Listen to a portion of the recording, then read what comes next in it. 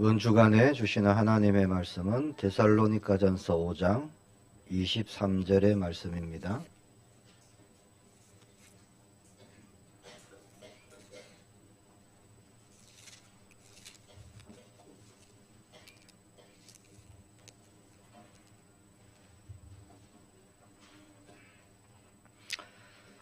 신약 성경 데살로니가전서 5장 23절 한 절 말씀을 함께 봉독합니다. 평강의 하나님이 친히 너희를 온전히 거룩게 하시고 또 너희의 온 영과 혼과 몸이 우리 주 예수 그리스도께서 강림하실 때에 흠없게 보존되기를 원하노라. 아멘. 오늘 말씀 가지고요, 십자가는 치유입니다 라는 제목으로 우리가 많은 또 언약 붙잡기를 원합니다. 우리가 그동안 많은 말들을 들어왔는데 그 중에 이런 말이 있을 겁니다. 치유받아라, 치유 덜 됐네, 뭐 그런 말 들어보셨나요? 충주 새생명교회 와서는 별로 못 들어본 것 같아요, 제가. 제가 부산 임마누엘 교회에 있을 때 거기는 워낙 성도님들이 많으니까 사실 치유가 필요한 분들이 많이 오십니다. 그래서 그런지 몰라도 부산에 있을 때 많이 들었던 단어가 치유라는 거예요. 치유 대상자다, 치유가 덜 됐다, 나는 치유받았는데 저 사람은 왜 저래, 뭐 이런 얘기들 상당히 많이 들었던 것 같습니다. 무엇이 치유일까요? 오늘 거기에 대해서 우리가 말씀을 좀 나누려고 합니다. 갈라디아 2장 20절에 보니까 내가 그리스도와 함께 십자가에 못 박혔나니, 예수님께서 우리를 대신해서 죽으신 그 십자가, 그 십자가는 우리가 예수님과 함께 죽은 십자가입니다. 자, 예수님이 십자가에 못 박히실 때, 죽으실 때 나는 어디에 있었을까요? 우리 성도님들 어디에 계셨습니까? 태어나지도 않은 2000년 전 일이니까 나하고 상관없습니까? 그렇지 않습니다. 자, 예수님을 십자가에 못 박으라고 막 소리치던 군중들, 그 속에 내가 있었어요. 비겁한 빌라도의 모습 속에도 내가 있었고요, 예수님을 조롱하던 채찍을 들고 있던 병사의 모습에도 사실 내가 있습니다. 예수님을 배신한 가룟 유다의 모습에도 있고요, 예수님을 시기하고 죽음에 넘겨준 유대 지도자들의 그 모습 속에 우리도 있었습니다. 왜 그때 내가 그곳에 있었느냐? 예수님이 십자가에 못 박히시는 그 현장에 어떻게 내가 있을 수 있느냐? 자, 나의 죄, 우리의 죄가 바로 예수님을 십자가로 보냈기 때문에 그렇습니다. 나의 죄, 우리의 죄 때문에 예수님이 십자가에 달리신 거죠. 주님, 내가 그때 그곳에 있었습니다. 나 때문에 주님이 십자가에 그렇게 죽으셨습니다. 우리가 고백할 때요, 우리가 그리스도 안에서 나의 옛 사람이 예수님과 함께 그렇게 십자가에 못 박히는 겁니다. 그래서 고린도후서 5장 17절 말씀 보니까 그런즉 누구든지 그리스도 안에 있으면 새로운 피조물이다. 자, 예수님과 함께 우리가 죽고 예수님과 함께 다시 태어난 새 생명으로 우리는 모든 죄를 이길 수 있습니다. 죄로부터 해방되는 겁니다. 더 이상 사탄의 죄의 종노릇 하지 않게 되는 거예요. 이제는 죄를 짓지 않을 수 있는 능력이 우리 가운데 일어난 겁니다. 자, 우리 가운데 있는 모든 마음의 허물, 상처, 아픔으로부터 우리는 회복되고 치유되는 역사가 일어나는 거예요. 어디 있어요? 십자가에서 일어나는 겁니다. 자, 예수님과 함께 죽은 자가 경험할 수 있는, 체험할 수 있는 성령의 역사입니다. 우리 몸도요, 피부가 상하고 다치고 죽으면 죽은 피부는 떨어져 나가고 새 살이 올라오잖아요. 자, 우리 가운데 옛 사람이 예수님과 함께 죽을 때, 자, 재창조된 생명의 역사로 우리 과거에 있는 모든 아픈 상처 깨끗이 씻어지고요. 지금 나에게 어떤 문제가 일어나더라도, 어떤 사건이 일어나더라도 흔들리지 않고 이겨나갈 수 있는 힘, 능력이 생기고 그 어떤 미래에 대한 두려움도 갖지 않고 모든 것을 이길 수 있는, 모든 상처를 치유받는 하나님의 역사가 우리 삶 속에 십자가를 통해서 일어나게 되는 겁니다. 그 일을 예수님이 이루셨죠. 자, 이런 치유의 역사는 영과 혼과 몸, 모든 영역에서 동시다발적으로 일어나는 겁니다. 오늘 주신 말씀에 보니까 하나님이 이루시는 역사가 있습니다. 평강의 하나님이 친히 너희를 온전히 거룩하게 하시고 또 너희의 온 영과 혼과 몸이 우리 주 예수 그리스도께서 강림하실 때에 흠없게 보존되기를 원하시노라. 한마디로 하면 뭘까요? 치유하신다는 겁니다. 우리를 온전히 거룩하게 흠없게 하나님이 너희를 치유하실 것이다. 너희는 그렇게 흠없게 보존되도록 치유를 받아라 하시는 말씀이에요. 자, 우리는 아담 안에서 허물과 죄로 죽은 존재로 태어났었습니다. 그래서 우리의 영과 혼과 몸은 모두가 흠 있는 존재들이었어요. 자, 사람은 혼과 영과 몸으로 구분하고 있죠. 히브리서 4장 12절에도 보면 영과 혼과 및 관절과 골수 그렇게 얘기합니다. 영, 혼, 그리고 육 그렇게 말씀을 하죠. 죄가 세상에 들어오기 전에, 즉 타락 이전에 우리의 영은요, 하나님을 인식하고 하나님과 교통할 수 있고 함께하고 동행할 수 있는 영이었습니다. 자, 우리의 혼은 뭘까요? 우리의 혼은 정신세계로 자신을 의식하고요, 또 다른 사람을 의식하고 관계를 맺을 수 있는 그런 상태였습니다. 우리의 몸은요, 환경에 적응해가며 살 수 있는 그런 상태였어요.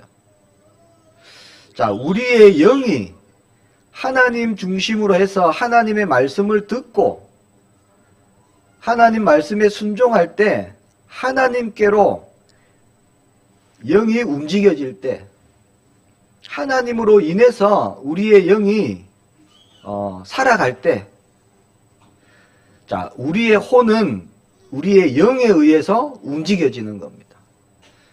생각, 마음, 의식 하는 혼은 영에 의해서 컨트롤 받는 거예요. 그리고 우리의 몸은 또 생각, 마음 같은 우리의 혼에 의해서 컨트롤 받고 움직여지는 것이죠. 그래서 영이 혼을 움직이고요, 혼이 몸을 움직이는 그 가장 깊은 영의 중심에 누가 계시냐? 하나님이 계신 겁니다. 자, 그런 완전한 상태로 우리가 창조되었죠. 자, 그러나 사탄의 유혹을 받고 하나님께 불순종했을 때, 자, 타락 이후에는 그 모든 것이 다 깨어집니다. 무너집니다. 잃어버리게 되는 거죠. 자, 하나님이 계셔야 될 중앙에, 가운데, 거기에 자기 자신의 자아가 들어오기 시작했죠. 자, 영과 혼과 몸은 깨어지고 어긋나고 서로 통제가 되지 않는 그런 무질서한 상태가 된 거죠. 왜 그럴까요? 영이 죽어버렸기 때문에. 자, 영이 죽어버리니까 어떻게 됩니까? 혼이 컨트롤 받을 대상이 없어요. 마음대로 생각하고 마음대로 판단합니다. 거꾸로 몸이요, 혼을 움직이려 합니다. 혼이 영을 움직이려 하고 완전 혼란의 상태에 빠지게 되는 거죠. 그게 하나님 떠난 사람의 상태입니다. 자, 하나님과 소통해야 되는 영은요, 하나님을 두려워하게 되죠. 하나님을 피하게 되고 하나님의 음성을 듣지 못하게 되었습니다. 왜냐? 죽어버렸어요. 산 영이 육신이 되어버렸습니다. 그래서 에베소서 2장 1절에 보니까 허물과 죄로 죽었던 너희를, 그 죽었다는 것은요, 영이 죽은 것을 말씀하는 거예요. 영의 컨트롤을 받지 못하니까 마음대로 혼이요, 판단하고 마음대로 생각하고 마음대로 움직이려고 합니다. 결국은 창세기 3장, 6장, 11장으로 가는 거예요. 자, 다른 사람과 온전한 관계를 맺어야 될 혼, 이 정신 세계는요, 자기 생각으로 가득 차게 됩니다. 또 불필요하고 틀리고 잘못된 생각들을 자꾸 가지게 되는 거예요. 그리고 그 마음은 염려, 불안, 불신, 두려움, 우울함, 죄책감, 그런 하나님을 떠난 감정들로 그렇게 가득 차게 되었습니다. 몸은 어떻게 됐습니까? 질병이 찾아왔어요. 자, 육신의 질병의 대부분은요, 혼, 영과 관련된 겁니다. 영이 잘못되고 혼이 잘못되니까 일어나는 질병들이 많습니다. 자, 우리의 영이, 우리의 혼이 하나님 중심으로 해서 온전해지면은 육신의 질병도 일어나지 않는 거죠. 전염병, 요즘 코로나 때문에 많이 힘든데요. 그런데 감염률도 현저히 떨어질 줄 믿습니다. 그냥 단순히 바이러스다 이게 아니고요. 모든 우리의 몸은 영, 혼, 육이 하나로, 하나의 유기체로 그렇게 엮여져 있기 때문에 그런 것이죠. 자, 영이 죽어버리고 혼이 깨지니까 육신의 질병이 일어나고요. 그렇게 많은 사람의 몸들이 완전히 무너진 상태입니다. 이게 어디서 시작되었습니까? 죄로부터 시작된 겁니다. 죄의 결과지요. 그래서 사람의 영은 하나님을 인식하지 못하게 되고요. 하나님과 소통하지 못하게 되고, 혼은 자기 중심적인 생각으로 가득 차게 되고, 육체는 잘못된 그런 욕망으로 가득 차게 되고 말았습니다. 모든 문제의 근원은 어디에 있죠? 하나님을 떠난 거예요. 자, 중심에 계셔야 될 그 하나님 자리에 하나님이 계시지 않는다는 겁니다. 자, 그 자리에 누가 차지하고 있느냐? 자기 자신이 그 중심의 자리에 자리 잡고 있는 거예요. 자, 예수님이 십자가에서 죽으신 이유, 우리가 여러 가지로 말할 수 있지만 그 중심을 바꾸기 위해서 예수님이 십자가에 죽으셨습니다.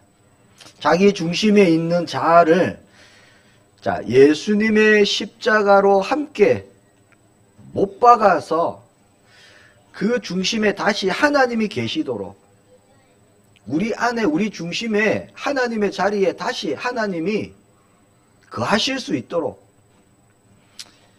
그렇게 바꾸시려고 우리 가운데 오시고 죽으신 사건이 바로 십자가 사건입니다. 자, 우리의 자아는요, 반성한다고 되는 것이 아니고 심각하게 받아들이고 수련하고 막 돌을 닦는다고 달라지는 게 아닙니다. 변화시키려고 노력한다고 달라지는 것도 아닙니다. 자, 그 자아를 변화시킬 수 있는 길은 한 가지밖에 없어요. 그게 뭐냐? 죽음에 넘기는 겁니다. 다른 방법이 없습니다. 십자가로 보내는 거예요. 그래서 우리 자아는 죽어야 끝나는 자아입니다. 자기를 부인하고 예수님과 함께 십자가에 못 박음으로써 예수님과 함께 죽음에 넘길 때, 자, 우리는 예수님과 함께 부활의 축복, 새로운 생명으로 재창조된 그 역사, 자, 그것이 우리의 모든 상처, 허물로부터 우리를 자유케 하고요, 치유하게 되는 응답이 일어나게 되는 거죠. 성도님들이 왜 흔들릴까요? 첫 번째죠. 성도가 흔들리는 이유가 무엇입니까? 자, 염려하고 불안해하고 근심하는 이유가 뭘까요? 광야에 살고 있기 때문입니다. 우리가.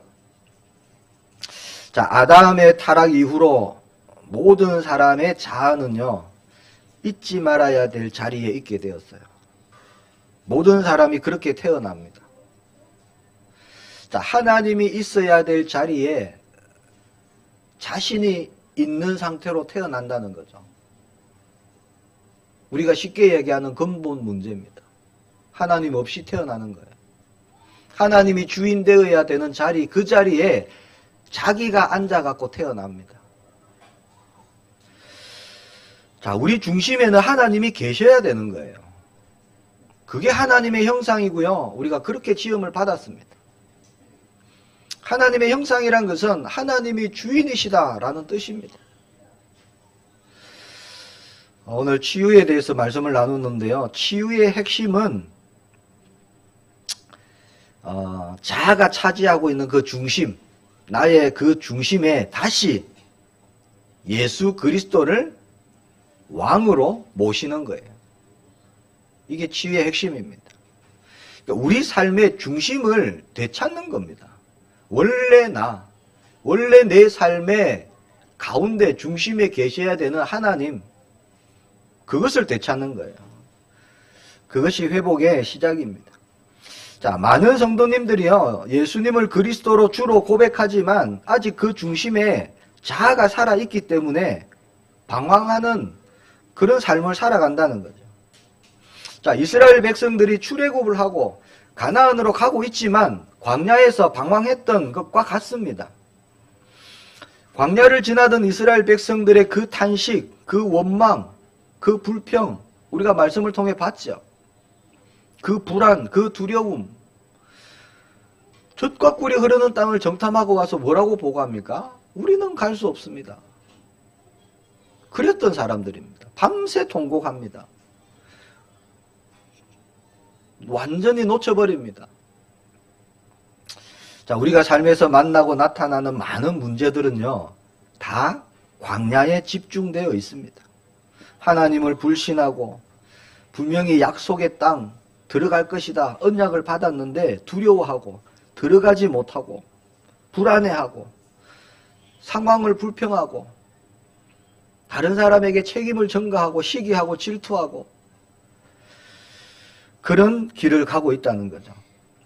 자, 광야길의 이스라엘 백성들을 가만히 보세요. 출애굽했습니다. 이건 뭐죠? 칭의를 받았다는 거예요. 구원받았다는 겁니다. 출애굽은.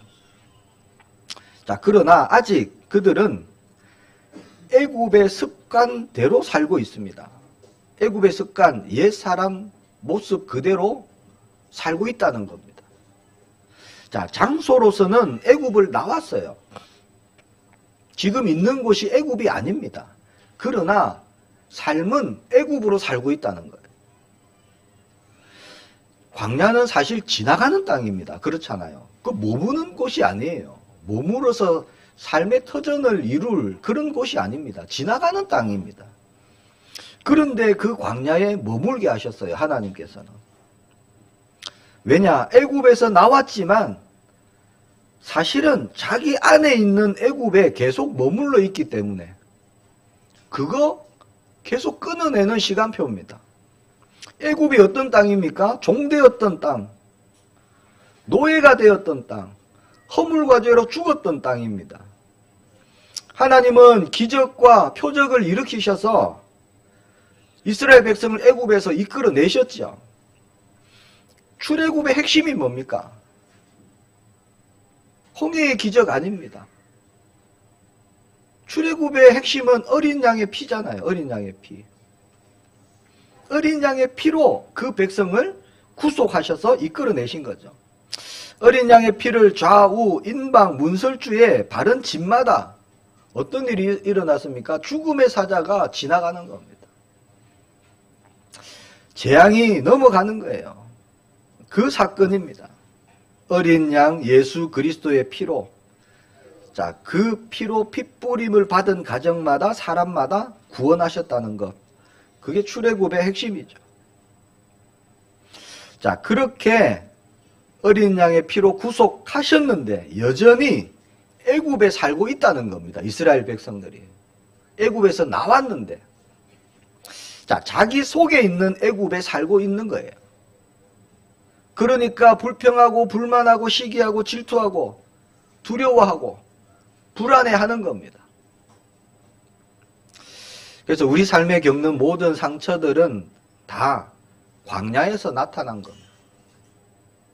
오늘 조금 말씀이 어려울 수 있지만 우리가 잘 나에게 주신 하나님의 말씀 우리가 잘 붙잡기를 축복합니다.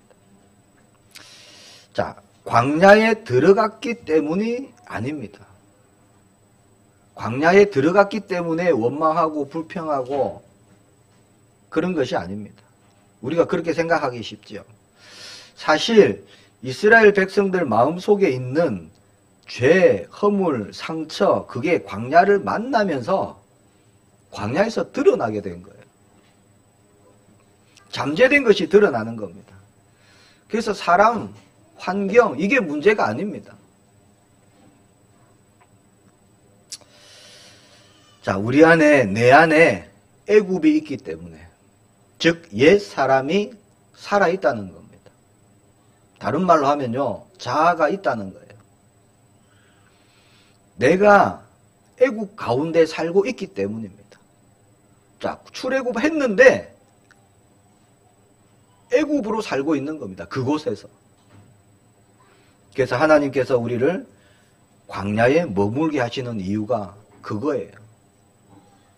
자, 구원받자마자 하나님께서 우리를 천국으로 불러가시고 그러면 우리 힘든 삶이 없을 텐데 하나님께서 우리에게 생명을 연장하시고 유지하시고 육신을 갖고 하나님의 시간표까지 계속 이 땅에 있도록 하신 것은, 자, 우리 안에 있는 그 모든 옛사람, 내 자아, 그 애굽의 모든 것을 다 끝내시고 결국 정인되게 하셔갖고, 그렇죠? 하나님의 일들을 이룰 수 있도록 그렇게 우리를 이 땅에 지금 살게 하시는 거죠. 자, 우리 안에 애굽이 살아있고 내가 나의 애굽에 살고 있는 것, 애굽 속에 살던 삶이 아니라요, 내 안에 애굽이 있다는 거예요. 그것을 깨닫게 하기 위해서 광야를 가게 하시는 겁니다. 자, 광야는 주인이 바뀌지 않으면 갈 수 없는 길입니다. 광야가 어떤 곳인지 우리가 말씀을 통해서 너무나 잘 알고 있죠. 광야는 애굽을 벗어버리는 길입니다. 자, 그 광야 속에서 우리는요, 자신의 모습, 자신의 상처, 뭐 잘못된 거, 연약한 거, 아픔, 이런 게 다 드러나는 거예요. 자, 우리가 육신의 몸을 입고 우리가 이 땅을 살아가는 동안 나의 모든 것이 다 드러나는 겁니다. 그래서 자신을 보고 낮아지도록 그렇게 우리를 낮추시는 길입니다. 그래서 신명기 8장 2절에 말씀하시죠. 네 하나님 여호와께서 이 40년 동안을 네게 광야길을 걷게 하신 것을 기억하라. 이는 너를 낮추시며 너를 시험하사 네 마음이 어떠한지 그 명령을 지키는지 지키지 않는지 알려 하심이라. 3절에도 보니까 너를 낮추시며 너를 줄이게 하시며 또 너도 알지 못하며 네 조상들도 알지 못하던 만나를 네게 먹이신 것은 사람이 떡으로만 사는 것이 아니요 여호와의 입에서 나오는 모든 말씀으로 사는 줄을 네가 알게 하려 하심이니라. 주인 바꿔라는 얘기잖아요. 16절에도 보면 또 말씀합니다. 네 조상들도 알지 못하던 만나를 광야에서 네게 먹이셨나니 이는 다 너를 낮추시며 너를 시험하사 마침내 네게 복을 주려 하심이었느니라. 계속 우리를 낮추신다. 낮추시는 이유는 우리의 마음이 어떠한지, 또 하나님이 나의 주인이시구나, 하나님의 말씀으로 내가 살아야 되는구나, 그 주인 바꾸게 하기 위해서, 그리고 마침내 저와 여러분이 복의 근원이 되게 하시려고 그렇게 광야길을 가게 하시는 겁니다. 우리가 흔히 그러죠. 상처받았다 뭐 이런 얘기 할 때 있습니다. 그러나 가만히 생각해 보면요, 상처를 그때만 받는 게 아니에요. 사실은 늘 상처받을 준비를 하고 살아가고 있는 사람이 많습니다. 내 안에 상처받을 요소가요, 나도 모르지만 잠재되어 있는 거예요.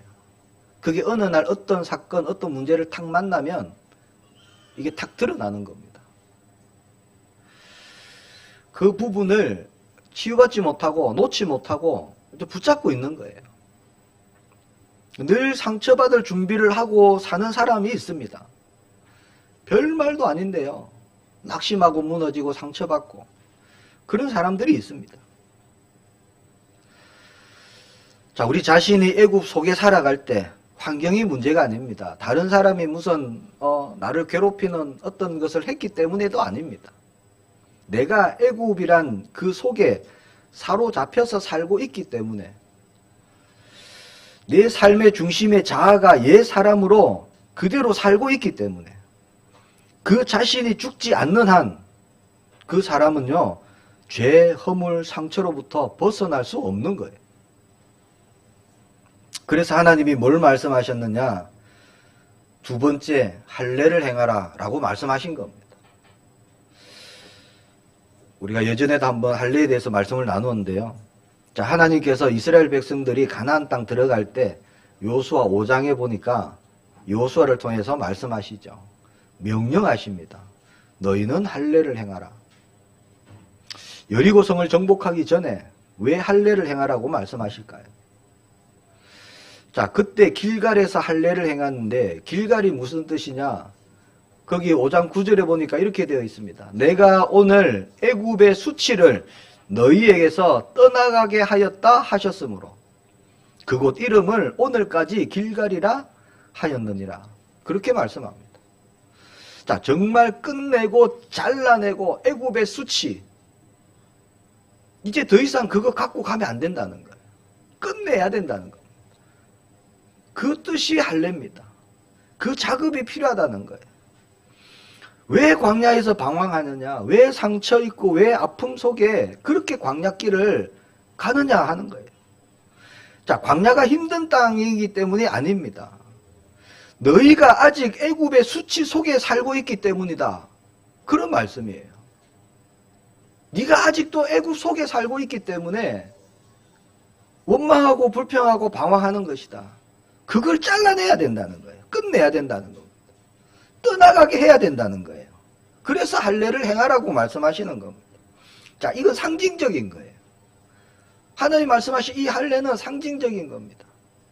자, 구원받은 모든 자에게는 그런 애굽의 수치를 끊어내는 그 역사가 필요하다는 거예요. 우리에게도 마찬가지입니다. 그리스도를 만나기 전에 있던 내 중심으로 살아왔던 그 모든 것을 정말 끊어내는, 잘라내는 영적인 할례가 필요하다는 거죠. 어떻게 끝냅니까? 그게 영적인 할례고요. 그게 자기 십자가를 지는 겁니다. 자기 십자가 지는 게 뭡니까? 내 자아, 살아있는 나, 그거 십자가에 못 박는 거예요. 갈라디아 2장 20절입니다. 그게 자기 십자가를 지는 겁니다. 내 삶의 중심이 되었던 내 자아를 끝내는 작업, 자, 애굽의 수치를 끊어내는 그 작업을 하시는 거죠.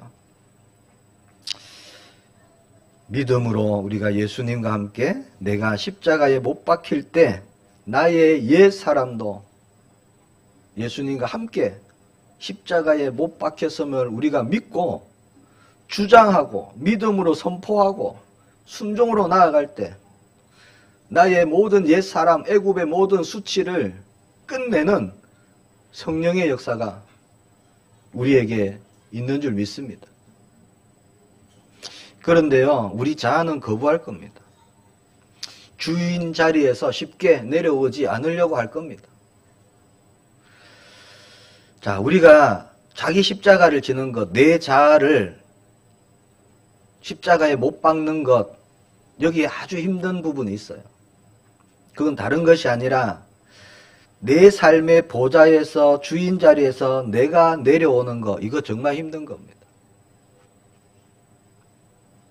잘 안 돼요. 힘들기 때문에 그대로 자기 자신이 주인 되어서 아니면 스스로가요, 그걸 원하고 사는 사람도 있습니다. 내가 주인 되어 사는 삶.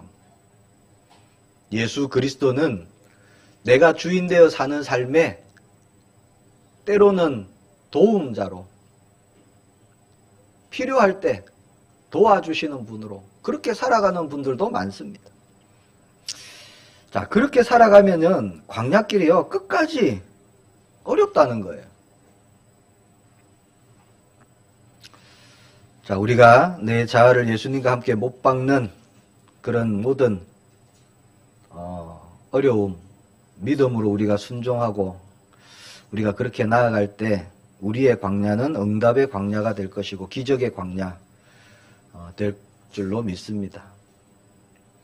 할례를 행하라.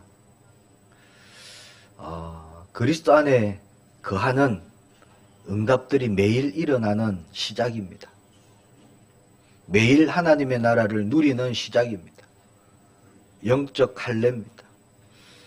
할례가 두려워서 나 자신을 십자가에 예수님과 함께 죽지 않고 그대로 옛 사람으로 살아갈 때 우리는 계속 방황하며 근심하며 염려하며 그렇게 살아가게 되는 겁니다. 왜냐?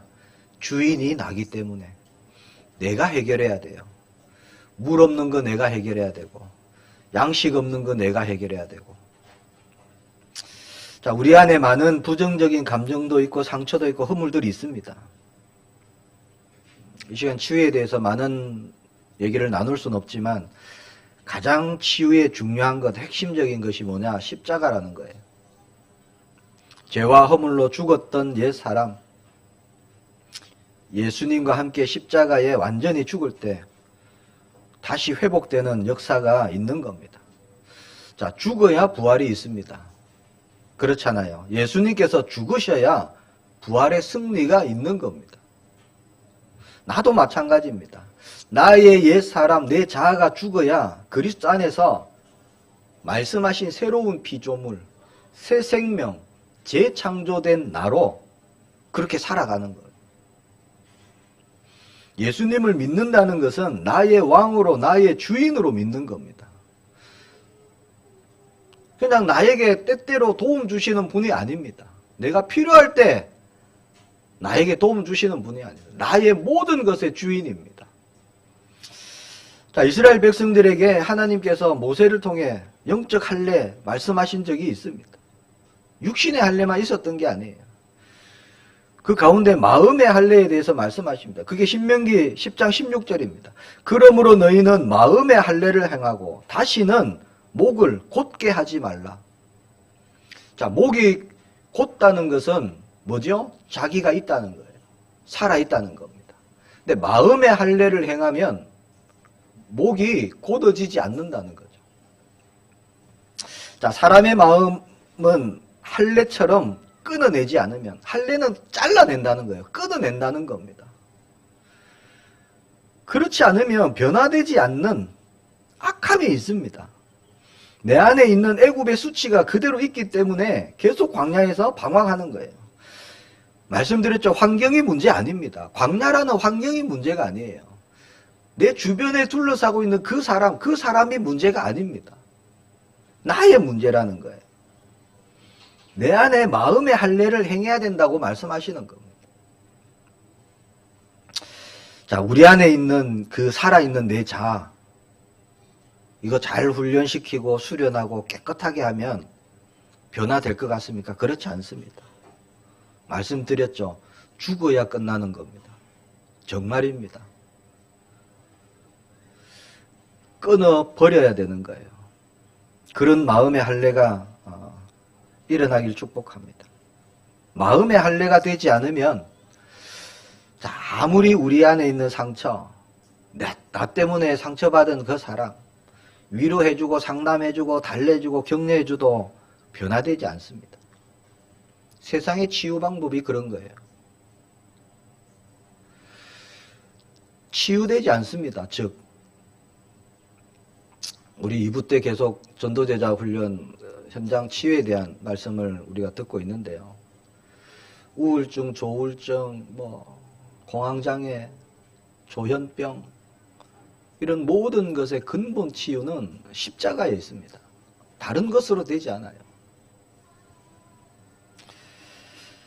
자, 성경 많은 곳에서 마음의 할례, 영적인 할례에 대해서 말씀하고 있습니다. 골로새서 2장 11절 12절입니다. 또 그 안에서 너희가 손으로 하지 아니한 할례를 받았으니 곧 육의 몸을 벗는 것이요 그리스도의 할례니라. 너희가 세례로 그리스도와 함께 장사되고 또 죽은 자들 가운데서 그를 일으키신 하나님의 역사를 믿음으로 말미암아 그 안에서 함께 일으키심을 받았느니라. 여기 말씀해 보니까 구약과 신약을 함께 연결시키고 있습니다. 자, 이스라엘 백성들이 구약에서 그때 받았던 가나안 땅 들어가기 전에 받았던 그 행했던 그 할례, 그것이 바로 뭐냐? 예수님과 함께 장사되고 죽은 자 가운데서 다시 살아나는 그리스도의 할례다라고 말씀하시는 겁니다. 그 할례가 필요한 거죠. 마음의 할례, 그리스도의 할례, 그것을 이루시는 분이 성령 하나님이십니다. 우리의 마음의 할례는 누가 행하시느냐? 성령께서 하시는 거예요. 그래서 세 번째 보겠습니다. 영적 할례를 우리는 받은 자입니다. 자, 마음의 할례, 그리스도와 함께 내가 죽는 그 할례를 이루시는 분은 성령의 역사입니다. 우리에게 그리스도의 할례가 행해졌어요. 그게 언제입니까? 나 자신이 그리스도와 함께 십자가에 못 박힐 그때입니다. 그때가 언제냐? 예수 그리스도를 나의 구주로, 나의 왕으로, 나의 주인으로 고백하고 영접할 때예요. 에스겔 36장 25절 27절에 이렇게 말씀합니다. 맑은 물을 너희에게 뿌려서 너희로 정결하게 하되 곧 너희 모든 더러운 것에서와 모든 우상 숭배에서 너희를 정결하게 할 것이며 또 새 영을 너희 속에 두고 새 마음을 너희 속에 주되 너희 육신에서 굳은 마음을 제거하고 부드러운 마음을 줄 것이며 또 내 영을 너희 속에 두어 너희로 내 율례를 행하게 하리니 너희가 내 규례를 지켜 행할지니라. 자, 이 말씀 성취가 언제입니까? 바로 그리스도를 나의 그리스도로 고백하는 그때. 그때 성령께서 행하시는 성령의 세례, 성령의 할례, 그것이 저와 여러분에게 이루어졌죠. 그래서 우리는 영적 할례를 받은 자입니다. 자, 이스라엘 백성들에게 할례를 행하라 하시고요. 자, 말씀에 순종해서 신체의 일부를 잘라내었죠, 이스라엘 백성들이. 그러나 여전히 변화되지 않는 것. 사실 그랬잖아요. 이게 율법의 한계예요. 율법의 한계.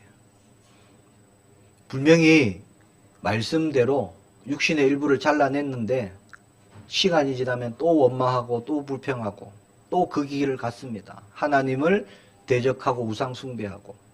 이게 육신의 한계입니다. 자, 그러나 마음에 행하는 할례, 성령의 역사로 일어나는 그리스도의 할례를 우리가 받는 것은요, 우리의 옛 사람의 모든 것이 끊어지는, 내 자아가 죽어버리는, 애굽의 수치가 끝나는 그 역사를 일어나게 하는 겁니다. 우리가 그렇게 부름을 받았어요. 왜 사람들은 상처가 많을까요? 왜 아픔이 많습니까? 왜 속상하죠? 이유는 하나잖아요. 내가 살아있다는 겁니다. 자, 옛사람에 속한 모든 것들, 이제는 그리스도의 할례, 우리가 손으로 행하지 않는 성령의 할례로 애굽의 수치를 다 끝내는 십자가의 그 체험, 그 역사, 우리를 자유케 하고요, 치유하는 그 응답, 우리가 날마다 누리게 되시기를 축복합니다. 믿고 고백하고 선포하고 우리가 기도하시기를 바랍니다. 다 이루셨습니다. 주님, 내가 예수님과 함께 십자가에 못 박혔음을 믿습니다. 이게 우리의 기도가 돼야 되는 거예요. 나의 옛 사람은 십자가에 죽었습니다. 이제 더 이상 내가 사는 게 아니에요. 그렇죠? 내가 사는 것이 아니라 내 안에 사시는 그리스도께, 그리스도로 우리가 사는 겁니다. 성령께서 역사해 주옵소서. 애굽의 모든 수치가 떠나가게 하시고 내 마음의 영적 할례가 날마다 일어나게 하옵소서. 그렇게 정말 우리가 기도하기를 축복합니다. 날마다 우리를 새롭게 하실 줄 믿습니다.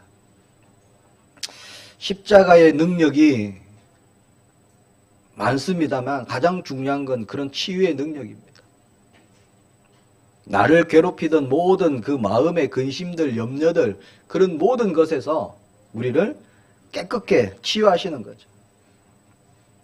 히브리서 10장 22절 말씀해 보면 우리 마음에 뿌려 그럽니다. 뭐를요? 그리스도의 보혈을, 어린 양의 피, 십자가의 보혈을 우리 마음에 뿌려서 어린 양의 피를 우리는 바르는 거예요. 영적으로. 그러면 모든 애굽의 모든 것이 끝나는 줄 믿습니다.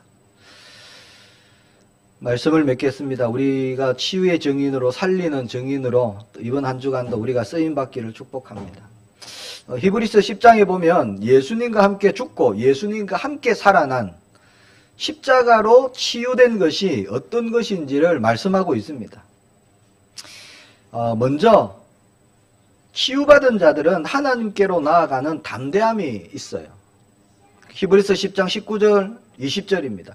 그러므로 형제들아 우리가 예수의 피를 힘입어 성소에 들어갈 담력을 얻었나니 그 길은 우리를 위하여 휘장 가운데로 열어놓으신 새로운 살 길이요 휘장은 곧 그의 육체니라. 자, 예수님이 십자가에 죽으실 때 그 몸이 찢어지실 때 어떤 일이 일어났느냐? 성소에 보면은 성소, 지성소를 구분하는 휘장이 있습니다. 무게가 엄청나고 두께가 엄청나요. 그 휘장이 찢어졌다는 겁니다. 찢어졌다는 것은 이제 들어갈 수 있다는 거예요. 가림막이 없어졌다는 겁니다. 위에서 아래로 찢어졌습니다. 하나님이 찢으셨다는 거죠. 대제사장도요, 1년에 한 번 지성소에 들어갈 때 그렇게 두려워했습니다. 왜? 작은 실수 하나 때문에 자기 죽을 수 있는 거예요. 그래서 허리에 보면은 줄을 이렇게 길게 매달고 들어가는 겁니다. 그 밑에 긴 치마 같은 끝에는요, 방울을 달고 들어가는 거예요. 딸랑딸랑딸랑 움직이면서 안에서 그렇게 예배를 드리죠. 아무 소리도 안 나고 불러도 대답이 없다. 죽은 거예요. 그러면 못 들어가니까 허리에 매달려 있는 줄을 당겨서 그렇게 끄집어내는 겁니다. 자, 그 지성소에 우리가 담대히 들어갈 수 있는 이유, 그게 뭐냐? 예수 그리스도의 피를 힘입어서 예수님과 함께 십자가에 못 박혀 내가 죽어버렸기 때문에, 그리고 예수님의 피로 내가 다시 살아났기 때문에 지성소에 들어갈 수 있는 담대함을 우리는 받았다는 거예요. 그 담대함은 어디서 나오느냐? 확신에서 나오는 겁니다. 하나님과의 친밀함에서 나오는 거예요. 용서받은 자의 기쁨에서 나오는 겁니다. 자, 아담과 하와가요, 범죄한 이후에 하나님이 부르셨죠. 네가 어디 있느냐? 그럴 때 어떻게 했습니까? 두려워서 숨어버립니다. 담대함을 잃어버렸어요. 하나님 앞에. 하나님, 제가 여기 있습니다. 그렇게 하나님 앞에 담대하게 나아갈 수 있는 확신이 없어져 버렸어요. 자, 그 하나님과 나눌 수 있는 친밀함 잃어버렸습니다. 깨져 버렸습니다. 자, 지성소로 담대하게 들어갈 수 있는 그것이 뭐냐? 십자가로 치유된 자의 모습입니다. 이게 왜 중요하냐? 우리가요, 그렇게 하지 않습니다. 평소에.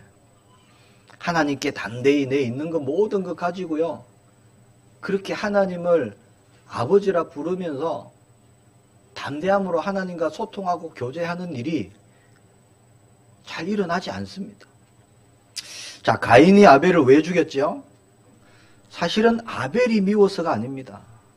자기 제사를 받지 아니한 하나님이 미운 거예요.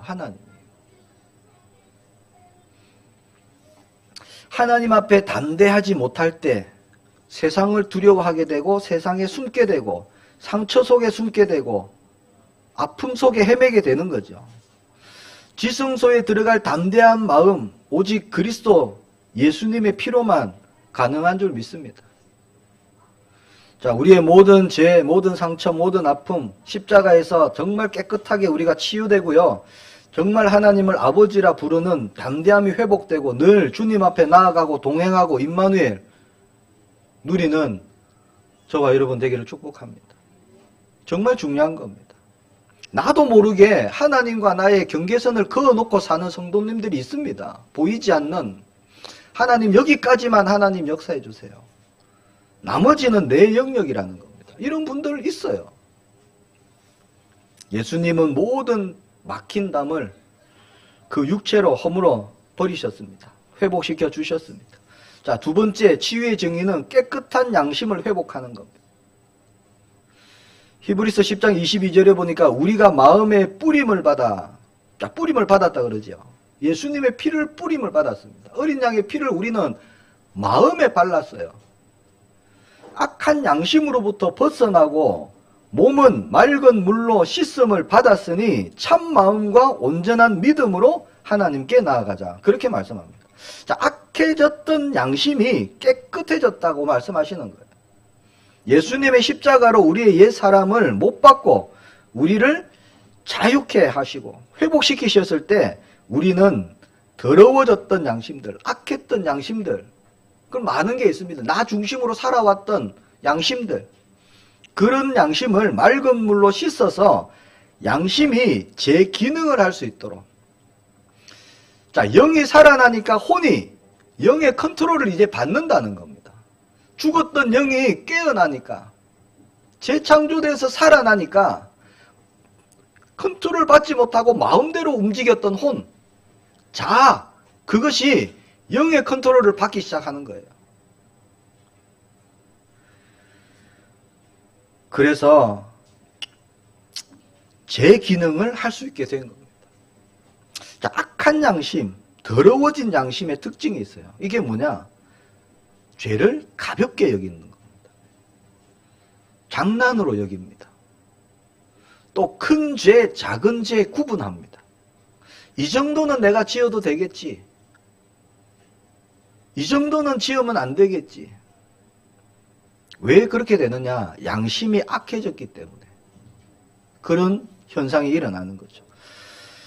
자, 우리가 무엇으로부터 치유받아야 되느냐? 더러워진 양심, 악한 양심으로부터 치유받고 우리의 양심이 선한 양심, 깨끗한 양심으로 십자가의 치유로 우리가 그 응답받고요, 우리가 증인으로 갈 줄 믿습니다. 자, 시력이 약하면 넘어질 수밖에 없죠. 쓰러질 수밖에 없습니다. 우리의 양심의 눈을 회복하고, 밝은 눈을 회복하고, 옳은 것을 옳다 하고 틀린 것을 틀리다 말하고, 그리고 참된 것을 참되다 말하고, 나쁜 것을 나쁘다고 말할 수 있는 선과 악을 구별하는 선한 양심, 그것이 십자가로 온전히 치유된 성령의 역사가 그것을 가능케 하는 겁니다. 아니면 계속 흔들리는 거예요. 혼미합니다. 분별할 수가 없어요. 자, 세 번째입니다. 십자가로 치유된 마음은 사랑과 선행으로 서로를 돌보는 마음입니다. 그것이 히브리서 10장 24절 25절. 서로 돌아보아 사랑과 선행을 격려하며 모이기를 피하는 어떤 사람들의 습관과 같이 하지 말고 오직 권하여 그날이 가까움을 볼수록 더욱 그리하자. 그렇게 말씀합니다. 서로를 돌아보는 마음, 권면하고 사랑하고 선행하고 격려하는 그런 마음, 그리스도의 십자가로 치유된 증인이 할 수 있는, 응답받을 수 있는 그런 축복입니다. 그래서 결코 자신만을 위한 삶을 살지 않습니다.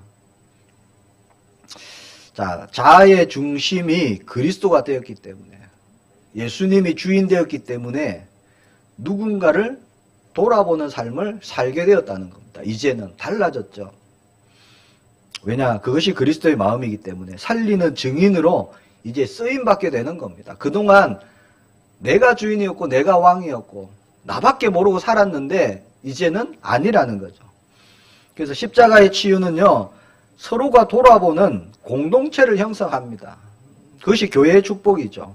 왜 교회 공동체를 이룹니까? 자, 우리가 구원받을 때 예수님과 함께 내가 십자가에 못 박혀서 죽습니다. 그렇죠? 그리고 다시 예수님의 부활로 승리로 내가 다시 살아날 때 나 혼자만 살아난 게 아니에요.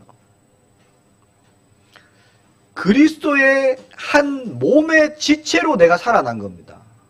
맞습니까? 그렇기 때문에 나는 한 지체예요. 내가 그리스도의 몸 전체를 이루는 게 아닙니다.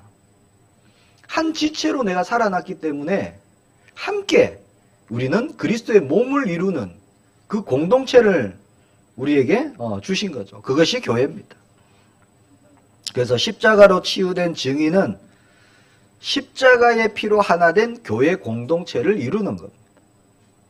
그래서 서로를 돌아보고 사랑, 선행, 격려, 그런 십자가 공동체의 일원이 되는 거죠. 그것이 신약에서 계속 지금 나오는 말씀입니다. 사랑하라, 공동체를 이루어라 하는 말씀들이 계속 나오고 있죠. 이게 하나님이 원하시는 원네스죠. 함께 하나님의 일을 이룰, 하나님의 나라를 이룰 거룩한 공동체, 그것이 교회인 줄 믿습니다.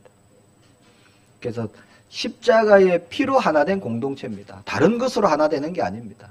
복음으로 하나 된 공동체. 자, 우리가 예수님의 피를 힘입어서 우리는 하나님의 지성소, 하나님 앞에 언제든지 나아갈, 담대히 나아갈 마음을 얻었고요. 우리는 더러워졌던 악한 양심이 깨끗함을 받았습니다. 그래서 선과 악을 구별하는 그런 양심의 눈이 우리는 회복되어졌습니다. 아, 이건 틀린 거구나. 이거는 하나님이 원하시는구나. 왜? 말씀이 우리의 기준되니까. 자, 그래서 이제는 나밖에 몰랐던 삶을 우리는 이제 벗어나는 겁니다. 내 주변에 나의 선행, 나의 사랑, 나의 격려, 나의 칭찬, 나의 도움이 필요한 그 사람을 이제는 돌아보는 겁니다. 영혼을 돌아보는 마음을 가진 새로운 사람으로 재창조되었습니다. 이게 십자가에서 일어나는 치유예요. 우리가 매일 그 십자가 치유의 축복을 누리며 증거하게 되기를 축복합니다. 예수님의 보혈이 우리를 새롭게 변화시키셨습니다. 그 보혈이 내 마음에 뿌려질 때 모든 죽음의 사자가 패스오버 하는 것, 지나가는 겁니다. 자, 더 이상 애굽에 사는 거 아닙니다, 우리는. 그렇죠? 출애굽했습니다. 출애굽했는데 애굽의 그것으로 살아간다. 정말 하나님 기뻐하지 않으십니다. 하나님의 택한 백성으로 살아가는 겁니다. 더 이상 나를 위해 사는 게 아닙니다. 살리는 증인으로 우리가 가는 겁니다. 함께 교회 공동체 안에서 그리스도의 몸된 지체로서 우리가 증인의 삶을 살게 된 줄 믿습니다. 237 나라 치유하고 살리는 증인되는 우리 모든 성도님들 되기를 축복합니다. 기도하겠습니다. 하나님 은혜 감사합니다. 우리를 증인으로 부르신 주님께서 한 주간 증거가 일어나게 하시고 증거 붙잡게 하시고 치유하고 살리는 응답이 시작되는 귀한 날이 될 수 있도록 성령께서 역사해 주옵소서. 주 예수 그리스도 이름으로 기도합니다.